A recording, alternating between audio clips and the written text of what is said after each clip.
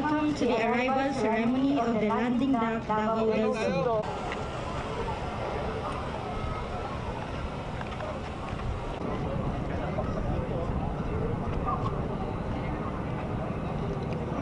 As an officer, specializing primarily in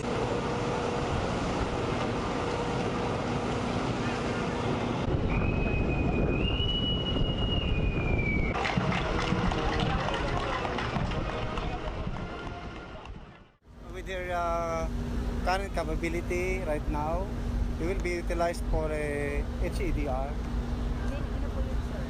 This is a humanitarian assistance and disaster response. This will be in tandem with BRP Tarlac or maybe a alternate vessel if ever the one is on maintenance and the other one is on go mission.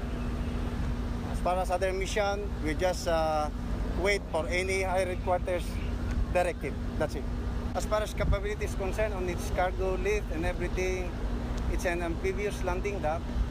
It can have in its capacity to handle a 500 troops on board at 30 days at sea. Hindi po ganito yung dati nating barko. But with this inventory, we can have that assurance if ever there's a calamity that we are not asking for that, but we have now something to use or utilize during HEDR. Everything is great, everything is amazing dahil ang barko natin ito ay merong mga modern na mga equipment, mga navigational and communication equipment na masarap i-handle. Updated, upgraded yung mga equipment na nandito. At hindi lang po na makaka-accommodate siya ng 500 troops. Ito po ay merong dalawang maliliit na barko na tinatawag nating landing craft utility na nasa loob. Dalawa po.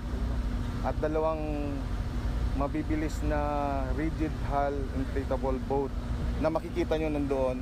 Dalawa po yan, mabilis.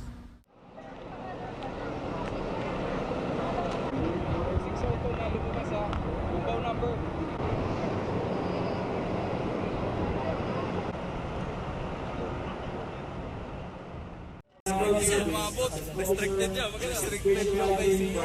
Hindi, dalawang pag hindi umabot yan. Ang next lang mo na.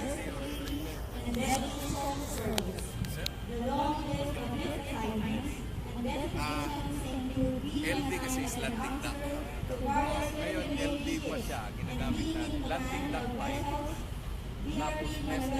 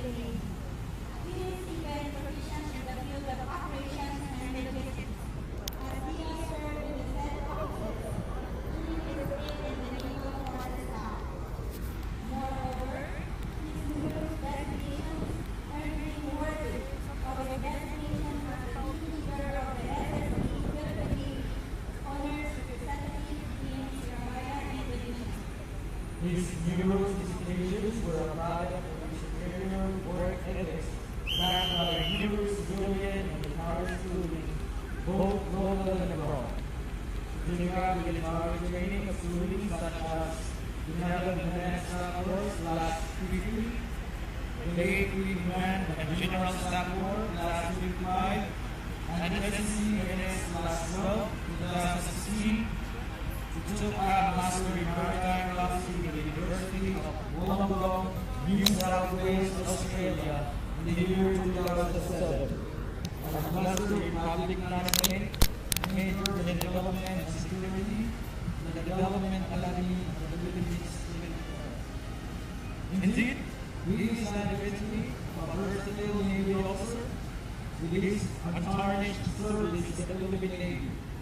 He received numerous letters of commendation and appreciation, a significant number of military commendation and military merit medals. He also received various awards, among which were the Isab ng Walang Kawal, Military Civic Action Medal, Silver Wing Medal, Gawad sa Kaunlaran Award, Tumbat Kagiingan Badge, and awards for disaster relief and rehabilitation operations, anti-dissidence campaign, and other operations he had been part of. He dedicates his devoted service to the profession of arms to his family, his inspiration.